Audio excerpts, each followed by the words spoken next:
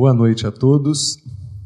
É uma alegria poder reencontrar tantos amigos, tantos corações queridos e, sobretudo, por um ideal, por uma causa, a causa do bem, que está além dos rótulos religiosos.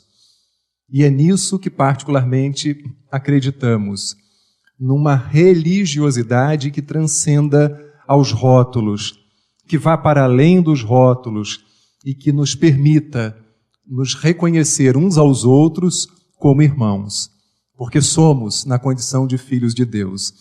Vou pedir nesse momento ao nosso Beto, para que a gente possa começar, que toque ao fundo uma Ave Maria, por favor, Beto, e vou fazer um convite a vocês, para que a gente bagunce um pouco nesse início. Temos aqui inúmeras pessoas que não se conhecem. Então eu quero convidar para que você olhe na direção de alguém que você não conheça e enquanto o Beto vai tocando para a gente uma Ave Maria, você se levante ou estenda seu braço, se não quiser abraçar, se não quiser dar um abraço mais esfuziante, pelo menos cumprimente, ok? Então escolham alguém que vocês não conheçam. E ao som da Ave Maria, vamos nos cumprimentar, por favor.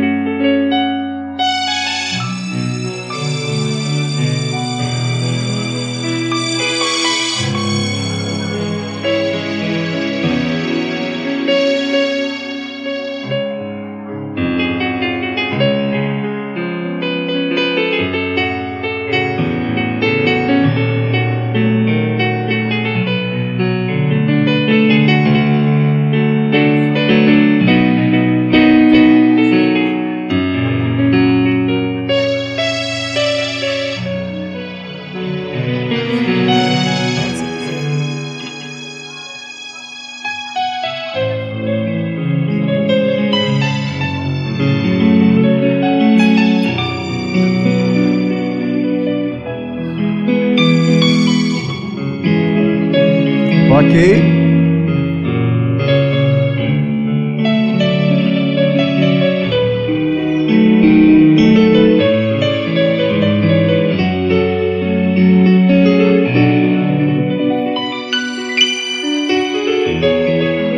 Podemos nos sentar.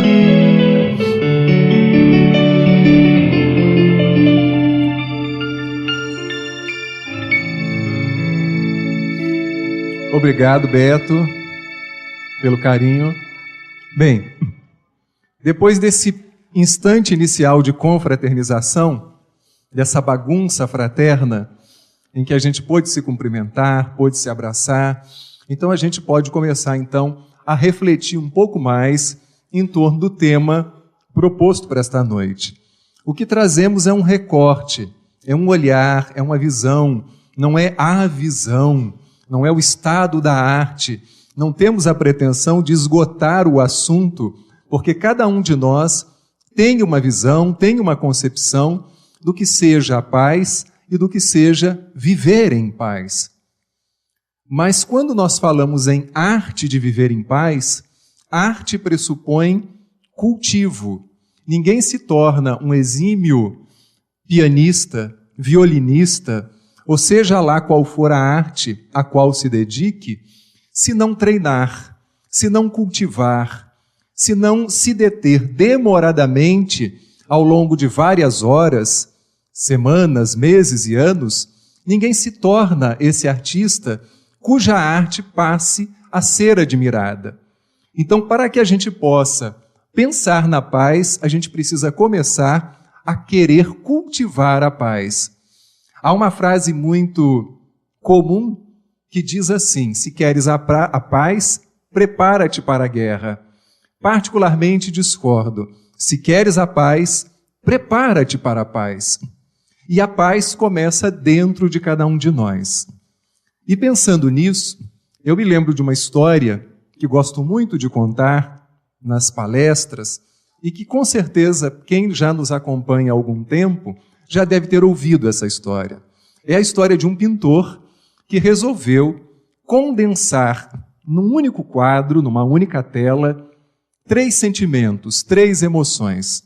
Ele queria retratar neste quadro a paz, que é o nosso tema de hoje, queria retratar o amor e a alegria.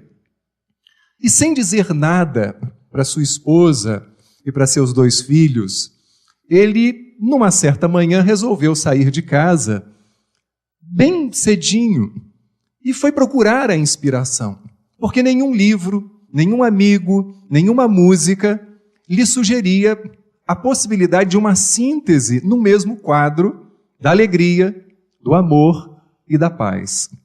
E ele então caminhava nas proximidades da sua casa quando ele ouviu o badalar do sino da igreja anunciando a primeira missa do dia. E ele então resolveu entrar e assistir à missa.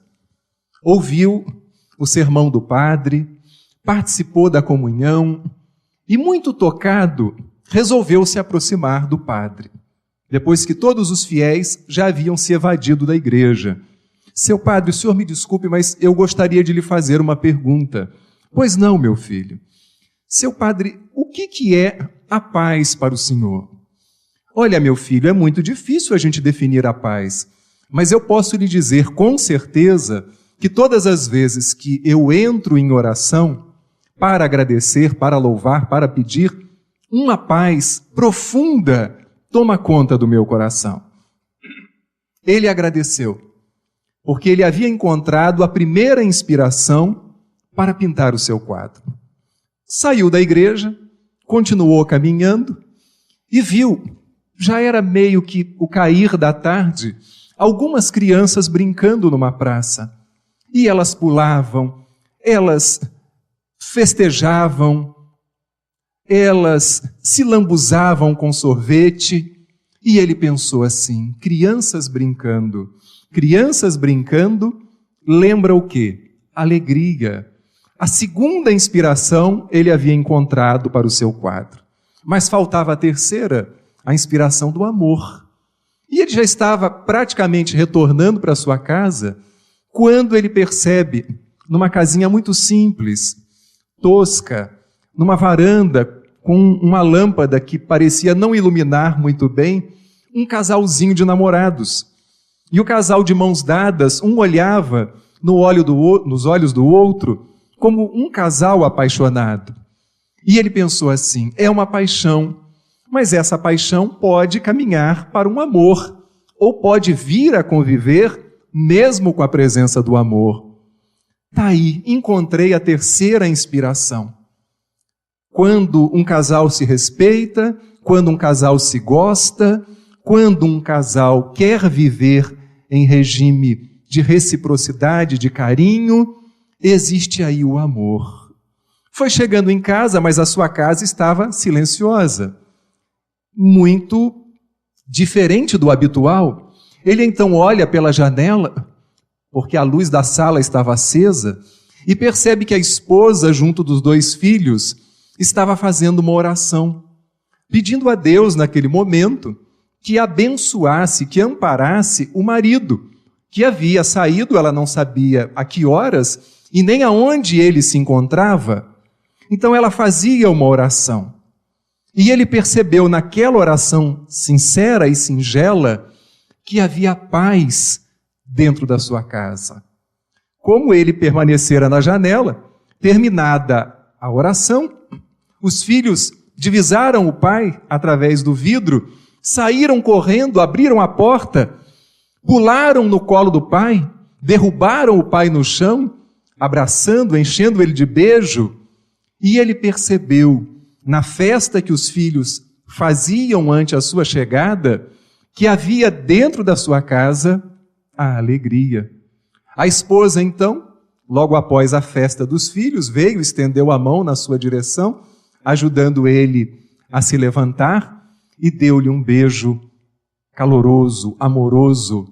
E ele então concluiu que dentro da casa dele havia também o amor. Assim somos nós. Buscamos à distância aquilo que se encontra tão perto de nós. Vamos procurar longe aquilo que não conseguimos ainda reconhecer, perceber e admitir que se encontra muito perto de nós. Disse Madre Teresa de Calcutá, esse ícone da caridade, não só entre os católicos, entre todos nós, seres humanos. Se queres colaborar para que o mundo tenha paz, começa amando a tua família. Começa abraçando teus filhos, respeitando sua esposa, respeitando seu marido, porque a paz entre os países, entre as diferentes comunidades internacionais, ela começa dentro dos lares. E antes dos lares, dentro do nosso próprio coração.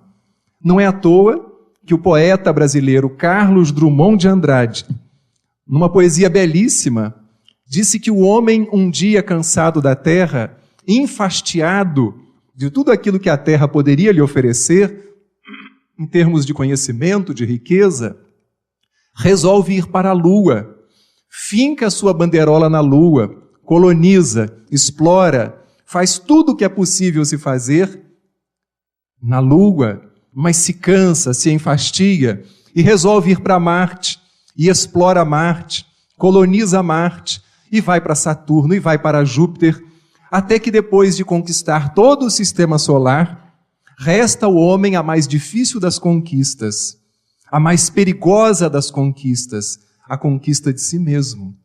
E só conquista a si mesmo quem, de alguma forma, procura se conhecer, quem procura se perceber. Se eu estou focado no outro, na percepção do outro, em fazer uma lista de tudo que eu posso inventariar na personalidade do outro, eu perco o endereço de mim mesmo. E quando perco o endereço de mim mesmo, eu sou todo mundo, eu estou com todo mundo, mas afinal de contas, quem sou eu? A psicologia profunda, trazida por Carlos Gustavo Jung, nos faz um convite, não só a sua linha teórica, todas as linhas, mas Jung nos faz um convite muito particular ao autoconhecimento, falando da importância da gente perceber primeiro as nossas personas. Todos nós temos personas, e persona não tem um sentido pejorativo. As personas são as nossas máscaras. Nesse momento eu uso uma persona, a persona do homem que faz uma palestra. Mas eu tenho a persona do pai, a persona do marido, a persona do terapeuta. Nós temos várias personas. E o problema não está em termos essa diversidade de identidades sociais. O problema está em a gente se congelar numa delas. Então, se eu sou militar em casa, com os meus filhos, quando eu deveria ser militar no quartel. Se eu sou psicólogo no consultório, na rua, com os amigos, num bar, numa festa, é o cidadão que está ali. E às vezes a gente se cristaliza numa única persona. Como narra muito bem Machado de Assis no conto O Espelho, quando fala de um sujeito que recebe uma promoção e se torna alferes, João Jacobina é o seu nome, e ninguém mais chama ele de João, só chamam ele de alferes. Como muitas pessoas só são chamadas de professor, de doutor, mas nós somos algo para além dos rótulos. Qual é a nossa essência? Se não perdemos o endereço de nós mesmos, podemos ter as várias personas e ainda assim continuar a sermos o que somos na nossa essência. O segundo passo, segundo Jung, é que a gente faça contato com as nossas sombras. E todos nós carregamos sombras. As sombras ou a sombra representa a nossa dimensão inexplorada, talvez ainda reprimida, porque tudo aquilo que a gente não quer fazer contato, a gente joga para debaixo do tapete. Só que de tanto a gente jogar para debaixo do tapete, vai chegar um momento que vai se fazer um volume sob o tapete, requerendo uma limpeza, uma higiene maior. Na nossa sombra se encontra a nossa sexualidade, tantas vezes vivida de forma libertina ou escondida sob uma repressão enorme que nos faz criar fantasias além da conta, está a nossa agressividade, que deveria ser melhor exercitada, para que isso não saísse de nós em forma de violência. Porque todos temos uma agressividade. É o instinto de conservação. É a necessidade de se defender. Claro que às vezes a gente está tão armado internamente que a pessoa mal se aproxima, a gente já faz um diagnóstico, estabelecemos um raio-x acreditando que ela seja um agressor em potencial. Talvez tenha sido por isso que Gandhi, esse apóstolo da não-violência, esse discípulo da paz, tenha nos ensinado que para irmos ao encontro da paz, a gente precisa se desarmar. Primeiro por fora, porque as mesmas armas que usamos para nos defender podem conspirar contra a nossa vida e contra a vida alheia. O segundo passo é que a gente se desarme nas palavras, porque muitas das vezes a gente tem uma munição pesadíssima nas palavras. E usamos isso com os filhos, com os vizinhos, com a esposa, com o marido, perdendo de vista que as pessoas têm sensibilidade, que elas se sentem feridas. E muitos de nós gostamos de usar da verdade com o outro, mas nem sempre a recíproca é verdadeira. É o mesmo Gandhi quem diz que a verdade pode ser dura como um diamante, mas suave como a flor do pessegueiro. Só que às vezes eu uso da dureza do diamante com o outro, mas quero que o outro seja suave como a flor do pessegueiro quando se dirige a mim. Gandhi continua dizendo que a gente deveria se desarmar nos pensamentos, porque às vezes a criatura já se modificou e a gente faz questão de continuar crucificando-a em função de um erro, de um deslize, de um instante de fragilidade em que ela tenha se equivocado em relação a nós. Quantas das vezes a gente olha para alguém e já o rotula sem que esse alguém tenha aberto a boca? Olhamos para uma pessoa vestida com mais simplicidade e julgamos que ela esteja precisando comer ou esteja precisando de dinheiro. Outro dia eu me aproximava de uma moradora de rua e fui oferecer para ela uma pequena quantia. Ela disse: "Não, meu filho, hoje o meu bolso já tem um dinheirinho." E começou a puxar papo. O que me fez lembrar, meu filho menor, que uma vez em casa, quando orávamos juntos, ele disse assim: "Papai, por que quando você se aproxima de um morador de rua, você dá um pedaço de pão, mas você não conversa?" E eu parei para pensar naquilo. Meu Deus! Porque eu estava fazendo aquilo no automatismo, sem me dar conta de que o morador de rua é gente, que ele gosta de conversar e que ele não tem apenas fome de pão, ele tem fome de afeto, fome de atenção. E o meu filho de 5 anos me deu essa lição. E eu que me julgava a personificação de Francisco de Assis em pleno século XXI. Gandhi propõe, por fim, que a gente se desarme nas nossas emoções. Mágoas, ressentimentos, ressentir, tornar a sentir, ficar sentindo, faz mal para quem as cultiva, as mágoas. E se vamos cultivando esse veneno, vamos enfermando. As doenças psicossomáticas vão aparecendo. E daqui a pouco a gente está entupido de remédio e nada dá conta de nos libertar daquilo que está consumindo a nossa vida. Porque o nosso emocional está carregado, está cheio daquele lixo que a gente pôs ao longo dos anos debaixo do tapete. Por isso Jung diz que além de fazermos o contato com a nossa sombra, aonde está a nossa sexualidade, a nossa agressividade, nós precisamos fazer contato com a nossa ânima e com o nosso ânimos. Todo homem tem sua porção feminina, o que não compromete em nada sua virilidade, sua masculinidade. Pode ser um homem maternal com os filhos. Toda mulher carrega em si sua porção masculina. Até do ponto de vista biológico, nós temos as questões ligadas aos hormônios. Fazendo contato com essas duas dimensões, a gente se torna um ser mais inteiro. E não vemos mais lugar para machismo e nem feminismo, porque as polaridades estão se integrando. E por fim, Jung nos propõe que a gente conheça o nosso self, que a gente atinja o nosso self. O self é o eu profundo, é o eu para além das identificações com esta ou com aquela persona.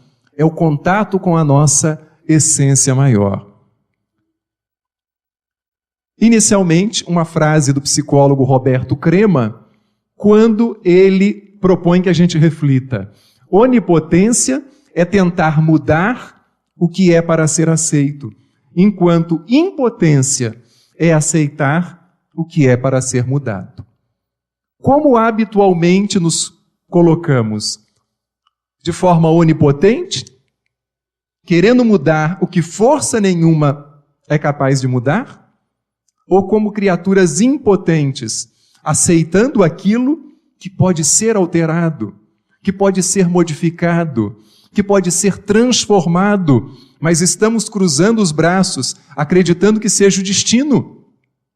Quando, quem sabe, faz, não espera acontecer, arregaça as mangas e dá a sua contribuição para que o mundo seja melhor. Não é à toa que os alcoólicos anônimos utilizam a chamada oração da serenidade, que é justamente a capacidade de distinguir entre uma coisa e outra, aquilo que eu devo aceitar e aquilo que eu devo modificar. E quantas vezes a gente pode mudar o nosso casamento para melhor, mas a gente cruza os braços.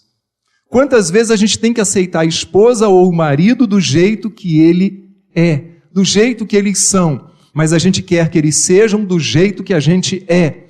E aí criamos uma queda de braço, uma bravata.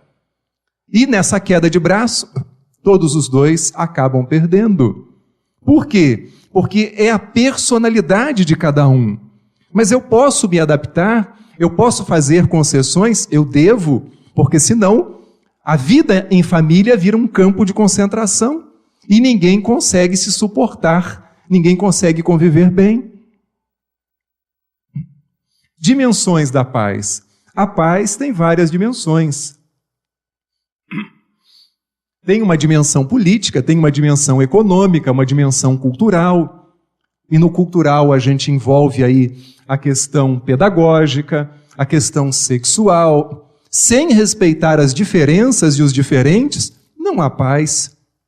Eu preciso aceitar o outro do jeito que o outro é, com as suas escolhas. Porque às vezes as escolhas do outro me agridem. E se elas me agridem, eu passo a agredir esse outro. E eu tenho que aceitar o outro com as suas escolhas.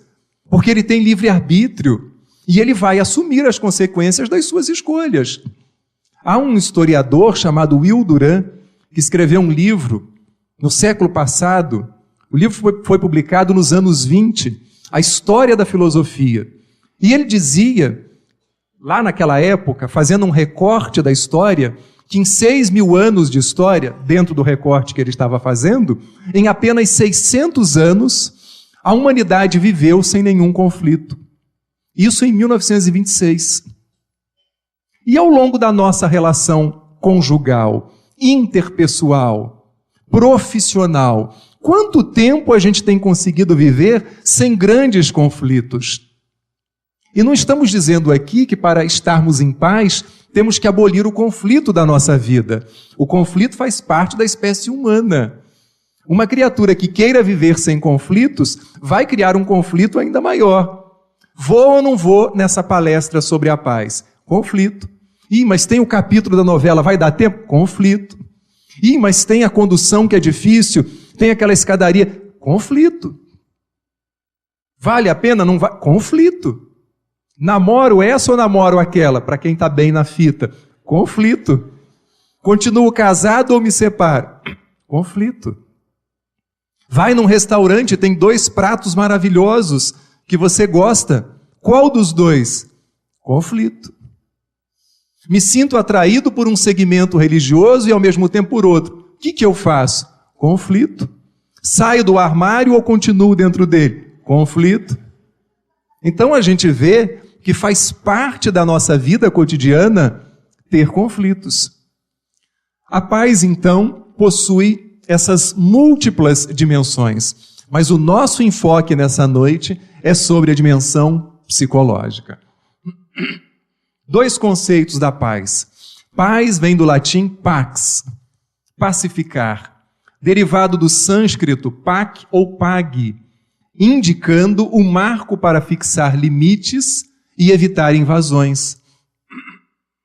E a gente tem que respeitar os limites nas relações interpessoais.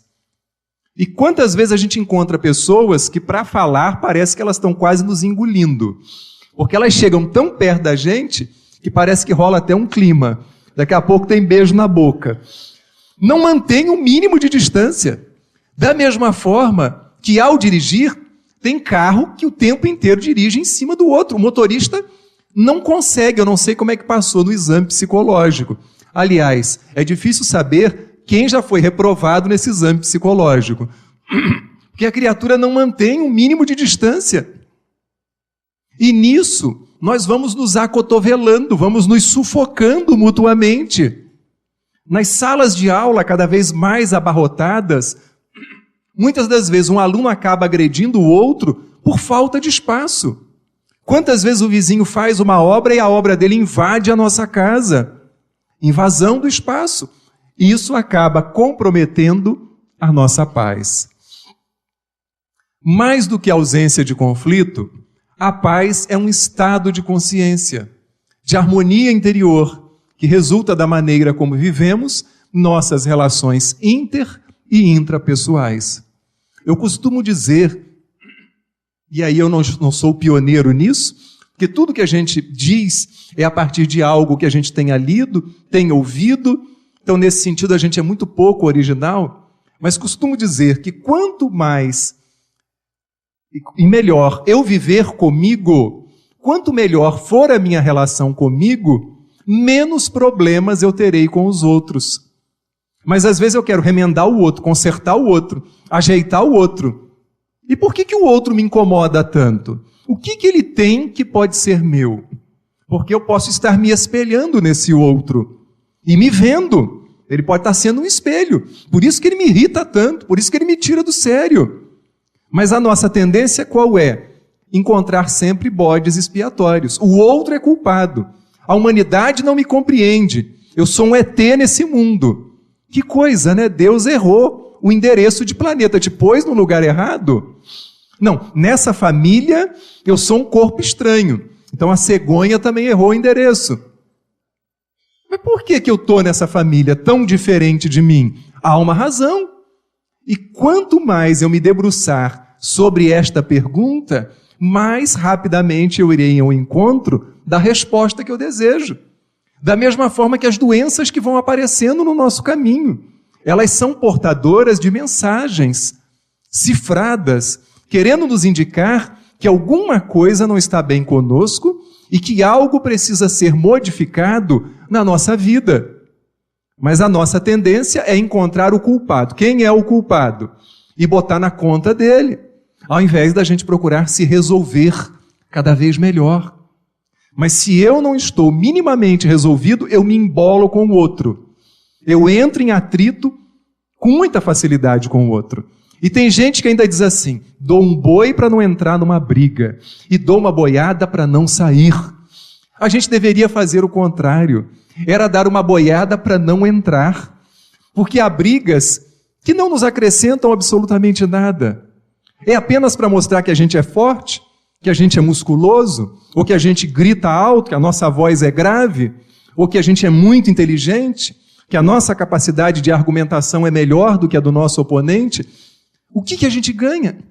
Quando um homem cai, toda a humanidade cai com ele. E quando um homem se levanta, toda a humanidade se levanta com ele.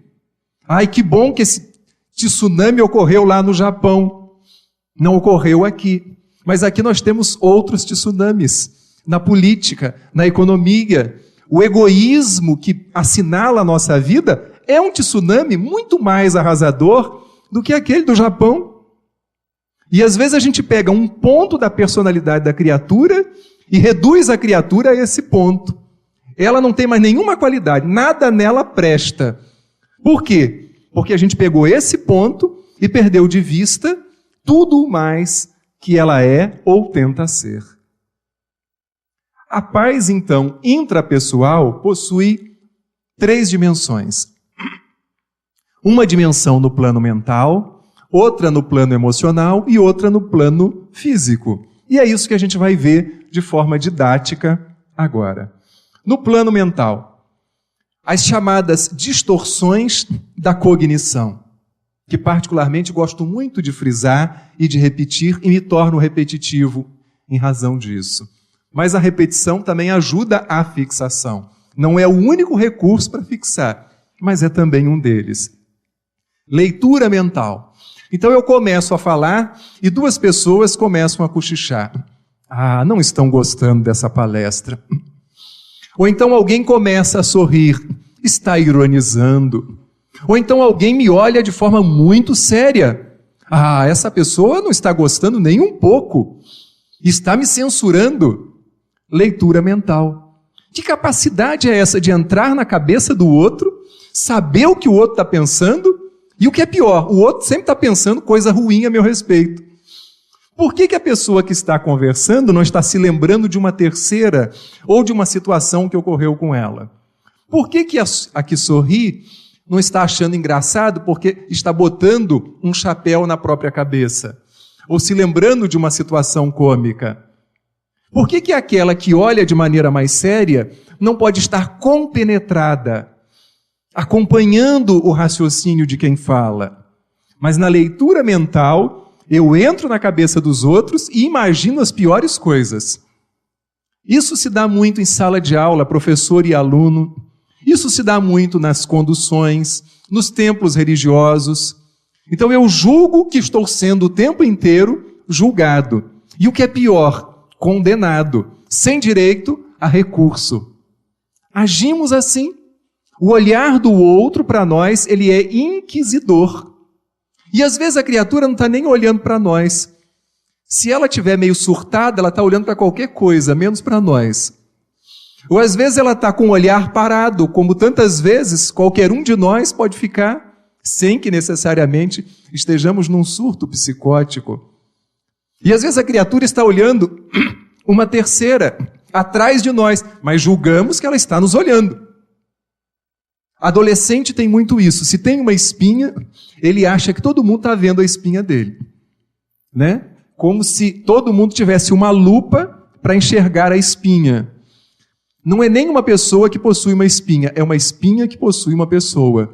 Tamanho é o conflito que ele vivencia com relação à sua autoimagem. A adivinhação do futuro. Prevejo que as coisas vão piorar. Não, meu dinheiro vai acabar. Eu estou prestes a ser mandado embora do emprego. E às vezes se esquece que é funcionário público. Já alcançou até estabilidade. Mas ele vê tanta gente ficando desempregada que ele entra em parafuso. Não, no futuro a minha esposa vai me trair. Uma vez uma pessoa me disse, eu tinha certeza que ia me separar. Mas como? Porque a minha avó se separou, a minha mãe se separou. Então está no seu DNA a separação. Agora, quando casar de novo, diz para a pessoa. Avisa pelo menos, olha, a gente vai se casar, mas um dia a gente vai se separar. Que loucura! É a adivinhação do futuro. E quem vive muito o futuro são as pessoas tremendamente ansiosas, que podem, inclusive, ser portadoras de um transtorno de ansiedade generalizada, que vai somatizando. Os depressivos tendem a viver no passado, e nós, neuróticos, vivemos no presente. Então vamos pensar no futuro de uma forma mais otimista. Tem gente que diz assim, eu não sou nem otimista nem pessimista, eu sou realista. E aí você pede para ele dar alguns exemplos. É um pessimista de carteirinha. E o que o pessimista... O que justifica o pessimismo? Uma tentativa de controle. Então ele já sofre antes para evitar um sofrimento maior lá na frente. E já dizia Nietzsche, o filósofo, quem sofre antes sofre 2 vezes. A gente não tem como ter controle sobre o futuro. Alguma reserva material, um investimento, tudo isso é válido. Mas há variáveis que vão atravessar a nossa vida e que a gente não vai ter como controlar. Não tem como saber. Ah, meu bem, mas daqui 20 anos você vai querer continuar casada comigo? Talvez nem você queira continuar casado com ela. Tantas coisas vão acontecer, mas tem gente que quer programar milimetricamente a fim de ter controle. E quem é que tem o controle de tudo? Só Deus. Personalização. Ele me deu uma fechada no trânsito. Quem ele pensa que ele é? Ele não está pensando nada, porque ele dá fechada em todo mundo. Ele é assim o tempo inteiro. Mas eu acho que é comigo. Então fazemos uma reunião na empresa ou na escola, e a diretora da escola fala uma coisa, foi para mim. Ela mandou recado para mim. E vai lá na sala e briga com a diretora. E a diretora não está entendendo nada. Por que a senhora não falou diretamente? Falou o quê, minha filha? Se eu falei para todos. Claro que há pessoas que se utilizam de um ambiente público para mandar recados para A, para B ou para C. Mas tem gente que tem essa mania de perseguição. Acha que há uma conspiração contra si. E o tempo inteiro está assustado. E mania de perseguição já nos remete a algo meio patológico. A algo meio na área da psicose. Porque se acha perseguido ou perseguida e se vitima o tempo inteiro, o mundo é cruel, as pessoas são hostis. Então essa autoestima tem que ser trabalhada para a criatura sair dessa condição de vítima. Em muitos momentos nós somos, mas em outros nós somos os vilões, os algozes. É a gente que está fungando no cangote do outro. Na personalização eu acho que tudo é comigo. Né? Não, esse ônibus foi assaltado porque eu estava dentro. Não é possível. Essa mulher deveria olhar para qualquer homem, ela olhou justamente para o meu marido, porque isso só acontece comigo. Então, a neura vai longe. Filtro negativo. A criatura vivenciou momentos maravilhosos, mas ela só registra o que há de negativo. Uma vez conversando com um amigo, já um senhor, ele me dizia que a vida dele foi horrível. Mas o senhor casou. O senhor não gostou da sua esposa? Gostei, mas o quê? A lua de mel não foi boa? Só a lua de mel. Mas vocês tiveram filhos, os filhos foram planejados? Foram. O senhor não ama os seus filhos? Só me dão aborrecimento. Como um outro que uma vez me disse assim, vou para Angra dos Reis. Puxa, parabéns, hein? Costa Verde, montanha e mar, oh, que coisa maravilhosa. Paraty, Angra dos Reis, Trindade, aqueles lugares maravilhosos, Mangaratiba, e por aí vai. Ele, não, mas eu não gosto muito das curvas da estrada. Eu enjoo, mas o senhor pode parar, tomar uma água de coco, detesto água de coco. Bom, mas se o senhor abrir o vidro do carro, vai pegando aquela fresca. Fico gripado com muita facilidade. Realmente o senhor é uma criatura inconsolável. O senhor não vê o lado positivo de nada. É um filtro negativo. Terminei o meu casamento. Terminei porque não deu certo. Quantos anos você ficou casado? 20.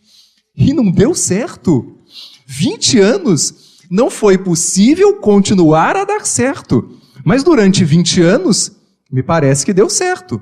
A não ser que um vivesse acomodado ao outro. E houvesse um pacto aí de viverem uma relação horrível durante 20 anos. Supergeneralização está ligada ao filtro negativo. Então a gente pega alguma coisa desagradável e generaliza. Ou então, quando a gente está carente e aparece uma pessoa, aí é a minha alma gêmea. Mas quando a gente está carente, a gente não pensa com a cabeça. A gente pensa, por mais paradoxal que seja, com as emoções. Então aquela pessoa é linda, é maravilhosa, porque estamos carentes. E nesse momento é terrível quando a gente faz escolhas, porque a gente pega cada tribufu que aparece pela frente, e quando a gente acorda, meu Deus, a quem eu me vinculei? Então seria bom que a gente se acostumasse com um pouco de solidão, porque a solidão faz bem, ela faz a gente crescer, a solidão faz a gente amadurecer. Não é fazer voto de castidade, nem viver uma vida celibatária o resto dos seus dias, mas sustenta um pouco a solidão, faz contato consigo mesmo, identifica as coisas que te incomodam, não vai apressadamente para uma outra relação, porque você pode perder o pouco de paz que você talvez esteja começando a encontrar nesse instante. Incapacidade de refutar. Quantos de nós carregamos um promotor dentro de nós, mas não carregamos um advogado de defesa? Então a gente se condena, a gente se culpa, mas onde anda o nosso defensor? Se falta dinheiro para contratar o advogado, recorre ao defensor. A gente tem que se defender também. Tem gente que só se defende, o tempo inteiro tem justificativa para tudo quanto é coisa de errado que faz. Mas tem gente que o tempo inteiro só se acusa. É a incapacidade de refutar. E nas relações interpessoais, quantas vezes põe sobre os nossos ombros um fardo que não é nosso? E a gente vai aceitando, a gente vai engolindo os sapos. Um sapinho de vez em quando dá para descer, mas o brejo é que é complicado. Comparações injustas. Pego pessoas muito bem-sucedidas e me comparo com elas. E aí eu me sinto o excremento do cavalo do bandido. Me sinto sempre um zero à esquerda, um falido, alguém incompetente. Eu nunca pego pessoas que conviveram comigo e que eu julgo que financeiramente estejam no estado pior. Pego uma pessoa cuja genética ou cujo poder financeiro lhe permitiu, depois de 2 ou 3 filhos, ter um corpo escultural, e a minha genética e o meu poder aquisitivo não me permitiu, e me sinto passada. Outro dia eu lia um livro de um ginecologista, folheava, na verdade, num aeroporto, e ele dizia: quem será que é mais escrava? A mulher que faz da academia a sua segunda casa, ou a mulher que vive em alguns países do Oriente Médio sem direito a absolutamente nada, com uma burca na cabeça? Quem é mais escrava? Nada contra a gente cuidar do nosso corpo, sejamos homens ou mulheres, mas nós somos mais do que o nosso corpo. Mas numa sociedade de aparências, é o corpo que chama atenção. E por mais cuidado que ele seja, não é ele que vai sustentar a relação daqui 20 anos. É a nossa capacidade de dialogar. É isso que vai sustentar, mais do que a paixão, do que a libido, do que o tesão, do que o sexo.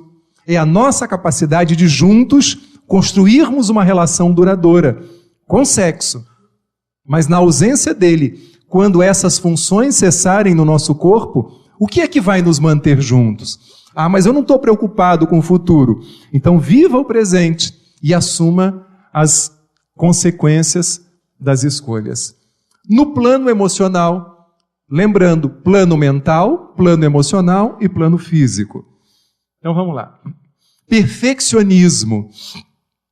Claro que nenhum de nós que estamos aqui essa noite podemos nos identificar como perfeccionistas. Perfeccionistas são sempre as pessoas que a gente conhece, mas nunca somos nós. E o que acontece com o perfeccionista? Ele está fadado à frustração, porque ele nunca vai encontrar a perfeição que ele está procurando.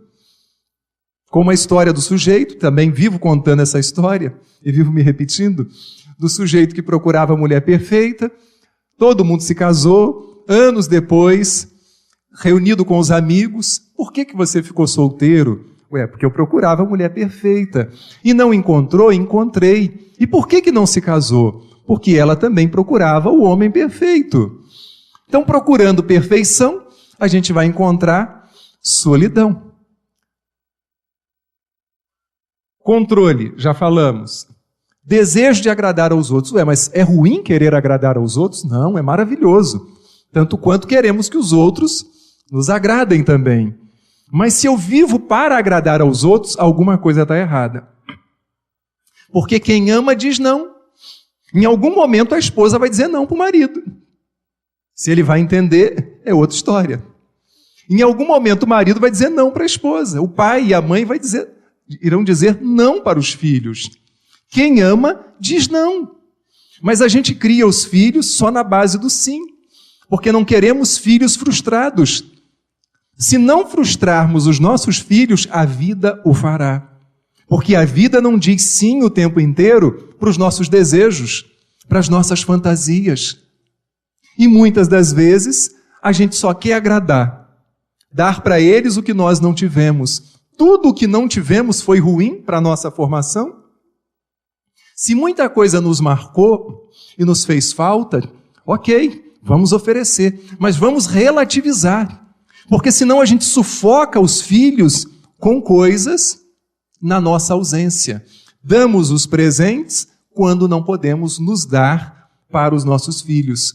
E aí o dano para a personalidade dele é muito maior. E digo para vocês, e fico muito à vontade para ser contestado, dano maior é criar o filho com excesso de liberdade. Porque com excesso de liberdade, os descaminhos que ele pode encontrar são inúmeros. Com limites e com liberdade, será muito mais difícil ele tropeçar nas próprias pernas. E quando eu falo em excesso de liberdade para fazer tudo o que quer, a hora que ele quiser. Porque quando ele começar a trabalhar, ele vai ter horário. Ele vai ter sessão onde ele vai ter que trabalhar. Ele vai ter que ser subordinado a alguém. Ele vai ter contas a prestar. Então, estou criando meu filho para um mundo que existe ou para um mundo que não existe? Mas, ao mesmo tempo, estou instrumentalizando ele para ser um agente de mudança desse mundo, se é um mundo com o qual eu não concordo. Querer agradar aos outros o tempo inteiro pode estar escamoteando uma carência. Eu faço para todo mundo, mas crio a expectativa de que todo mundo faça por mim. E quanto maior a nossa expectativa, maior a nossa frustração. Aspirações irrealistas, metas impossíveis. Vou perdendo a minha paz, porque eu vou querendo coisas que estão além da minha capacidade. Mas não são as utopias que movem o mundo? Claro! Eu preciso ir além dos meus limites. Mas em certos momentos, eu estou ambicionando aquilo que as minhas mãos não alcançam. Não seria melhor ir ambicionando gradativamente, degrau a degrau, e daqui a pouco eu atingi o objetivo que eu estava perseguindo? Um amigo me dizia, quero fazer 3 faculdades, medicina, biologia e enfermagem. Até hoje ele não terminou o ensino médio. Então quem muito quer, nada tem. Senso de responsabilidade exagerado. Somos responsáveis, mas cuidado. Não leve a vida tão a sério. Não se leve a sério. Nós não devemos nos levar tão a sério.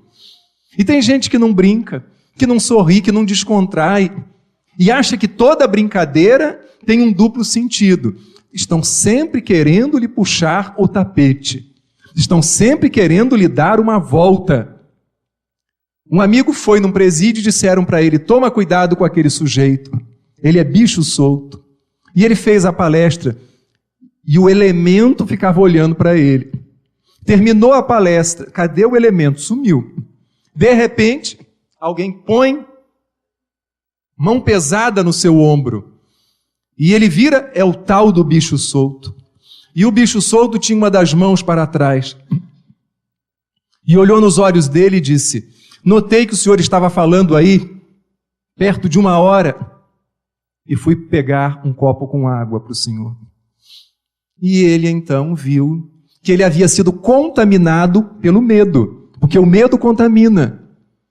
Pessoas muito amedrontadas, pessoas muito pesadas, pessoas desesperadas podem nos contaminar, se a nossa paz não estiver solidificada dentro do coração. autoestima baixa. A gente precisa se gostar um pouco mais, do jeito que a gente é, alto, baixo, gordo, magro, com ou sem celulite, se tiver dinheiro trata, vai fazer o que é possível ser feito, se a barriga está incomodando, vamos fazer caminhadas abdominais, vamos dar um jeito da gente melhorar, porque também tem muita gente que depois que casa, relaxa, né? Na hora que queria conquistar, perfume, dente escovado, desodorante, perfume, depois a criatura se revela e aí a gente vê aonde a gente literalmente amarrou o nosso burro, né? Então, vamos, nem que seja minimamente, dar uma cuidada na aparência, né? Faz bem a gente se olhar no espelho e se agradar daquilo que a gente está vendo. Porque se a gente não cuidar disso, quem é que vai nos trazer algum tipo de estímulo ou de feedback positivo? Tem muita gente que deveria se tratar um pouco, porque eu fui falar isso uma vez em sala de aula, e no final da aula uma aluna veio falar comigo: professor, eu estou ofendida. Por quê? O senhor disse aí que a mulher tem que se cuidar, o homem também não tem? Claro, nós também. Mas é que eu não estou em condições de me cuidar. Mas por quê? Porque meu marido está desempregado, e eu sempre comprei roupas em excelentes boutiques, e nesse momento eu não estou podendo comprar. E do jeito que o senhor falou, eu falei: não falei que você tem que usar roupa de marca, de grife. Falei que a mulher, tanto quanto o homem, devem se cuidar. Mas ela ficou toda melindrada. Por quê? Provavelmente ela não estava num momento bom da vida dela. E a minha fala soou como agressiva para ela. Então o primeiro passo para a gente mudar a nossa vida é a gente se aceitar do jeito que a gente é. Tá bom, me aceitei, estou satisfeito? Não. Então agora eu vou mudar. Sistema de crenças equivocado. Mudar as crenças. Crenças aqui não é no sentido religioso. Mas se eu me olho como uma pessoa incompetente, eu creio que eu seja incompetente. Então, em nenhuma entrevista de emprego eu vou seguro. Em nenhum concurso público eu vou acreditando que sou capaz de passar. E a minha experiência, já tendo atendido pessoas aí de diferentes escalões, gente, quem passa em concurso público, e tem pessoas aqui que são concursadas, e não vejam isso como uma ofensa, por favor, não é gênio. Aliás, gênio nem busca concurso público, porque ele vai ganhar muito mais com a genialidade dele, se ela for reconhecida. Mas são pessoas que se esforçam, que perseveram. Muitas extremamente inteligentes, que poderiam ir além daquele concurso para o qual foram admitidos. Mas muitos também se acomodam. Então, não é gênio, acredite. Quantas vezes em sala de aula eu me pergunto: como esse aluno chegou até aqui? Se tanta gente boa que eu conheço não está aqui, e a única resposta que me vem à cabeça: ele acreditou nele mesmo. Por isso ele chegou até aqui. Outro dia, passado naturalmente alguns anos, num momento em que eu me sentia também um pouco para baixo, me veio à cabeça a inspiração para escrever uns versinhos mais ou menos assim, e que compartilho com vocês neste momento. Acredito em você, no que sabe e pode fazer, na sinceridade das tuas intenções, na legitimidade do teu suor, na ternura do seu olhar, no seu sorriso amigo e fiel. Acredito em você, ainda quando se contradiz, quando se julga limitado, quando se sente cansado, chateado, amuado, porque respeito seus instantes de medo, dúvida e dor, quando me revela um pouco do que você ainda é. Acredito em você, nos seus sonhos e ilusões, na sua capacidade de refletir e seguir, quando tudo lhe convida a desistir. Creio em cada gesto seu e torço por sua vitória na batalha silenciosa que travas consigo. Acredito em você, imperfeito, falível, instável, por isso mesmo belo, humano, sensível. Acredito em você como acredito em Deus e na vida, por tudo o que você é, embora quase nada ou muito pouco acredite ser, acredito em você. Obrigado. Então, no plano físico, olha quanta coisa boa, vamos voltar. Quanta coisa boa a gente pode fazer. Mudar um pouco a alimentação. Eu não sou nutricionista, cada qual estabeleça seu próprio cardápio, mas quantas vezes uma mudança de alimentação nos energiza, nos põe para cima, nos traz maior disposição. Praticar exercícios físicos, alguma coisa que a gente curta, que a gente goste. Não precisa necessariamente ficar marombado, mas se você gosta desse tipo de atividade física, faça. É um pilates, é a caminhada, é a natação, é a hidroginástica, mas a gente precisa se movimentar, porque sem se movimentar, o que acontece com a água parada? Sabemos que ela é foco do mosquito, mas ela fica imprestável para o nosso consumo. Parados, a gente não está desenvolvendo nem adquirindo saúde. Aprender a relaxar. Quantas vezes a gente está num ambiente, meu Deus, mas essa palestra não termina, que hora que esse homem vai parar de falar? Ou então a gente está lendo um livro e já estamos nas últimas páginas do livro, porque não temos paciência, mas temos o direito de abandonar aquele livro se ele não está nos interessando. Quantas vezes a gente está diante da televisão e se a gente pudesse, a gente assistia 10 canais simultaneamente, né? Porque a gente não suporta ficar vendo um único canal. Da mesma forma que há pessoas que não conseguem ficar num único relacionamento.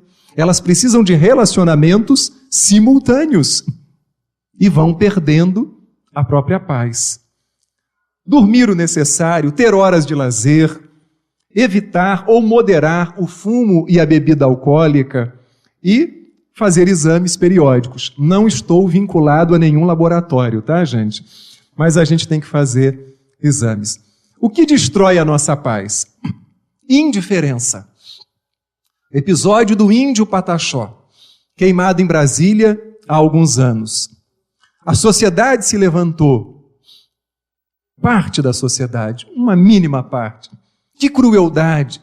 Como que puderam fazer isso, esses filhinhos de papai da classe alta de Brasília? E na ocasião, o governador de Brasília era o grande arauto da educação, Cristóvão Buarque. E ele então veio a público fazer a seguinte pergunta: quantas pessoas passaram pelo índio e nem sequer tiveram o cuidado de perguntar para o índio se ele precisava de alguma coisa? Alguns tacaram fogo, mas outros foram consumidos pelo frio da indiferença. O contrário do amor não é o ódio. O contrário do amor é a indiferença. Quando alguém se torna indiferente para nós, é como se esse alguém tivesse morrido ou nunca tivesse existido. Apego. Ela é minha mulher. Esse é o meu dinheiro, esse é o meu cachorro, essa é a minha casa. Não fica legal a gente dizer, essa é a nossa esposa, esse é o nosso marido, essa é a nossa casa. Mas que pelo menos, quando fizermos uso do pronome possessivo, a gente tenha em vista que tudo isso é transitório. Diz a sabedoria popular que não há caixão com gaveta. Tudo isso vai ficar. Então vamos usufruir, como diz a música do Frejá, baseada num poema de Victor Hugo, que a gente olhe para o dinheiro e, pelo menos uma vez na vida, a gente diga quem é dono de quem. Porque às vezes a gente vive uma relação de apego extremo ao telefone, quando indagamos aonde a pessoa está, com quem ela está, sem primeiro perguntar como ela está. E nesse apego a gente vai criando também redomas para os nossos filhos e não vamos preparando-os para a vida. E às vezes a gente chega ao cúmulo de ter apego a uma peça de roupa. Se a irmã, se o irmão pegou, pronto, é o fim. Aí cria-se uma tempestade dentro de casa. A cólera. Nesse domingo, estava eu indo para a casa da minha sogra, numa rua que não passam tantos carros, pelo menos aos domingos, e de repente tentava estacionar. Vi que um motorista ia sair, só que o motorista demorou um pouco. Nisso veio um outro que não deu uma buzinada, havia espaço para ele passar, e ele de fato passou, mas passou tão devagar e me fuzilando com aquele olhar dele, que eu imediatamente fui estacionar, até arranhei a calota do automóvel. Falei, nossa, que energia pesada esse camarada tem. Porque, curiosamente, havia espaço para ele passar. Mas ele queria estar aonde eu estava. O que me faz lembrar, há alguns anos, há muitos anos, havia um outro prefeito em Nova Iguaçu que deixou a cidade toda suja. Toda suja. Não preciso falar quem foi. E eu estava indignado como um bom cidadão iguaçuano. E estava passando numa rua e vi então, próximo do ponto de ônibus de uma antiga empresa de Nova Iguaçu, que tinha uns ônibus menorzinhos, vi uma aglomeração de pessoas. E como todo bom brasileiro, curioso que sou, falei, vou saber o que está acontecendo ali. E cheguei. E vi então uma senhora ao lado de uma jovem que estava grávida, ambas com um lenço na cabeça, havia um tabuleiro de bala e havia um sujeito discutindo com elas, de óculos escuro e boné. E eu cheguei e perguntei assim, com esse porte atlético que Deus me concedeu, eu posso saber o que está acontecendo aqui? E eu estava de bermuda, de camiseta, então vocês imaginem a figura. É óbvio que ninguém me deu atenção. Mas aí então eu engrossei a voz, porque na minha cabeça eu já tinha feito uma leitura da situação. Aquele homem era fiscal da prefeitura e aquela mulher era um camelô. Então eu precisava tomar o lado dos oprimidos. E aí perguntei, o que está acontecendo aqui? E aí o sujeito disse, essa senhora está ilegal. Ah, é fiscal. Senão ele não usaria a expressão ilegal, claro. Ela está ilegal. Eu falei, mas por que ela está ilegal? Porque ela não pode vender essa bala aqui. Mas por que ela não pode? Aí eu já fui crescendo. Ela é uma cidadã brasileira, meu amigo. Ela paga água, luz, ela paga IPTU. Eu nem sabia se a mulher pagava isso tudo. Mas ela tem direito de vender essa bala. Quem é o senhor? Aí eu congelei por dentro. Eu falei, eu sou um advogado. E o senhor me respeite, porque eu posso lhe dar voz de prisão. Convivendo com os advogados, eu fui aprendendo algumas coisas, algumas certas, outras erradas. Então me desculpem os amigos advogados presentes. Como? De bermuda? Meu amigo, advogado tem dia de folga. Como não? Mas assim, desse jeito? Falei, sim, sua carteirinha da OAB. Ainda não fiz a prova, meu amigo. O fato é que o sujeito foi se empombando, porque estávamos todos ali, numa pequena multidão. E ele foi chegando para perto de mim. Eu falei, pronto, vou apanhar. E ainda vou apanhar de um baixinho, porque apanhar de alguém do nosso top é menos vergonhoso. E ele foi crescendo, nisso eu não sei surgido de onde. Apareceu um negro maravilhoso e botou uma das mãos no peito do baixinho e disse assim, o advogado está certo. O baixinho, não, tudo bem, sem problema. E aí ele botou a mão no meu ombro, quase me enterrando no chão. Muito bem, seu advogado, muito bem. Eu falei, não, obrigado, senhor, obrigado, senhor. E aí então me acerquei da senhora. Minha senhora, me diga uma coisa, o que esse homem queria? Ele queria passar aqui. E como eu estava com um tabuleiro de balas, ele começou a reclamar. Ele queria passar aqui, ele não podia passar por ali. Não, ele queria passar aqui. Ele era fiscal da prefeitura? Não, meu filho, esse sujeito, ninguém dá nada por ele. Não era fiscal? Não, meu filho. Mas obrigado, seu advogado, obrigado. Minha senhora, eu também não sou advogado. Mas o sujeito era colérico, E a cólera pode nos levar à perda mais completa da nossa paz. Ciúme, não vamos falar do ciúme, porque aqui todos os casais não têm isso.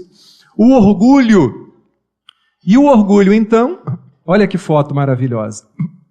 O orgulho nos conduz Dalai Lama e João Paulo II, se cumprimentando, se confraternizando.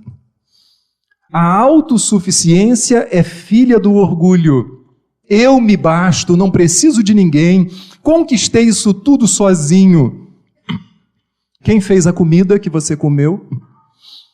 Quem fabricou a roupa que você veste?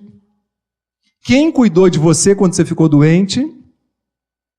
Quem fabricou o sapato que você está calçando? Quem lhe alfabetizou? Então, a autossuficiência é um engodo. Narcisismo. Querermos apenas que as pessoas nos amem e não admitimos que alguém saia da nossa convivência, se aparte das nossas relações e que fale algo a nosso respeito. A gente também fala dos outros. Por que os outros não podem falar de nós? É da natureza humana. Infelizmente, sensação de superioridade. Somos diferentes, nem superiores, nem inferiores. E para que possamos ir caminhando para o fim, figuras pacificadoras, Francisco de Assis, Gandhi, Madre Teresa, Dalai Lama, Chico Xavier, Martin Luther King, pastor protestante, que no seu famoso discurso, foram inúmeros, mas no mais famoso, ele disse uma coisa interessante, que as gerações do futuro olhariam para o passado escandalizadas com todas as atrocidades que a humanidade houvesse cometido. Mas ficariam muito mais escandalizadas as gerações do amanhã quando percebessem que os homens bons, que os homens de bem, cruzaram os braços e foram omissos na construção da paz. Não sejamos omissos. Aonde quer que a vida tenha nos chamado a viver, que possamos dar a nossa cota e fazer a nossa parte. E além desses, quem nos convidou a acolher a infância, dizendo, deixai que venham a mim os pequeninos? Quem nos ensinou a olhar os lírios do campo, as aves do céu, as flores silvestres? Quem nos ensinou a orar o Pai Nosso? Quem nos convidou a amar como Ele nos amou? O príncipe da paz, Jesus. E Gandhi afirmou que quando uma só criatura atinge a plenitude do amor, ela aniquila o ódio de milhões. Mas é preciso que primeiro eu me ame, eu me aceite, eu me goste, para que eu comece a dar os primeiros passos no sentido de amar quem se encontra à minha volta. E para finalizar, os versos do poeta João Prado, esse poeta do otimismo da nossa querida Baixada Fluminense. Todo mundo lá no fundo tem reserva de coragem. Corre, busca Deus depressa. É a reserva deste mundo. Oi, você que anda triste, cansado da vida e que acha cumprida esta vida sem graça. Oi, você que não passa da imagem sofrida, tendo de sobra para dar tanta raça. Oi, você que chora e lamenta o amor que foi embora e se gasta no fundo da vida. Oi, você que caminha na larga avenida, alheio ao progresso do mundo gigante. Oi, você que nesse instante procura a mesa de um bar ou veneno fatal. Oi, você que cansou de esperar, desperta afinal, pois a festa há de vir. Se existe um motivo para a gente chorar, há 1000 para a gente sorrir. Segura a viola, segue o meu canto, foi feito na raça, é o canto que fica, a dor depois passa, e o importante é se dar para o que fica depois. Oi, você que quisera ser 2 para lutar, sua força é de 2, basta crer e enfrentar.